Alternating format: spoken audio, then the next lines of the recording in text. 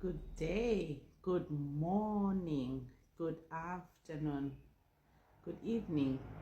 Where are you watching from? I haven't been with you, people of God, since I was preparing for the service that we had in Danun, and it went very well. Glory be to Jesus. You all saw how the move of the Holy Spirit, the release I was given by God at this time. So it is time. The lioness is released. I'm out. We will start the service every Sundays from next week in the same venue. I will come back again and give you details on that. Last week or this week I made a video and a brother requested that I must explain about calling. What is a calling? And before I explain anything about calling, I didn't do that video, brother, because I was waiting from God. I don't do these videos on my own. These are not videos. These are transmissions. If you listen, if you embody this message, you'll start to see a change in your life, because I have been telling all of you that what I do not know. It is the Holy Spirit that is leading me. That is why I can place my hand on top of somebody and the person get healed. I can place my hand on top of somebody's head and the person start to manifest whatever demon that is tormenting them. It is not me, it's not my power. It is Jesus. So if you have any question, just ask question and wait. I'll come back and answer you. I don't speak on my own. I wait for my Father to give me directions. So today, let's start with explaining dimensions first. Let me try and be quick. I'm running out of time. Before I could explain to you what is a calling and who has a calling, who doesn't have a calling, if anything like that exists, let me first speak dimensions. So remember, I told you that we are the field. I always read from where I write my notes whenever the Holy Spirit speaks to me. Remember, I told you that we are the field in which the battle between the devil and the Holy Spirit is happening. We are the observer, observing the Holy Spirit and the devil in a battle. The battle is in our thoughts. Can you see now? What did you take from there? The battle is not outside. That is from the Bible.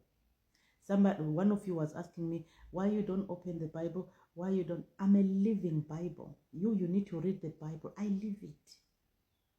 You are looking at the Bible. As you are listening to this transmission, you are reading a Bible. You see the difference? Let's go. So the battle is in our thoughts. We are not the one fighting. The fight is between the devil and the Holy Spirit. Now it is in our thoughts we get to identify who is communicating. What did you pick from there? The fight is not about sticks and guns, it's about communication. Thoughts. Let's go.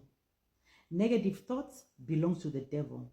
Positive thoughts belong to the Holy Spirit. Meaning now this fight is about communication, is about who you yield to when they communicate with you. It's not sticks and guns. The fight is not outside. We learn that now. Now we're learning that the fight is not about sticks and guns. Now, when you obey the negative thoughts, you are being drawn to the third dimension. Dimensions start to be explained here now. So if you obey negative thoughts, you are being drawn immediately. You are being drawn to the negative thoughts, which is to the third dimension, where the devil rules. So the devil rules only in one dimension, which is the third dimension. So you see, The moment you yield to the negative thoughts, you give a room to the demons to drag you down, so they prepare you for dinner that night. Meaning, the moment you start to yield to those negative thoughts, you give a getaway. You give the key to the devil. Okay. After you have entertained those negative thoughts, you start to feel them. You see, it starts from the thoughts. You entertain the negative thoughts, you start to feel them, and you start to embody them. For example, you think about something now, you think about somebody negative. This person hates me, this person doesn't like me. You start to feel it because it's from the thoughts. Because remember, when you start to think and entertain those thoughts, you give a room for them to drag you down to the third dimension. That is where all agonies, rage, anger, pride, all those belongs there. So you start to entertain all of those because you embody those thoughts. The moment you embody those thoughts, you are already on third dimension. Here is where anger rules, pride rules, jealousy, self-centeredness. But if from your thoughts in the beginning you refuse to entertain these negative thoughts and choose to entertain positive, you shift spiritually to fourth dimension. You see?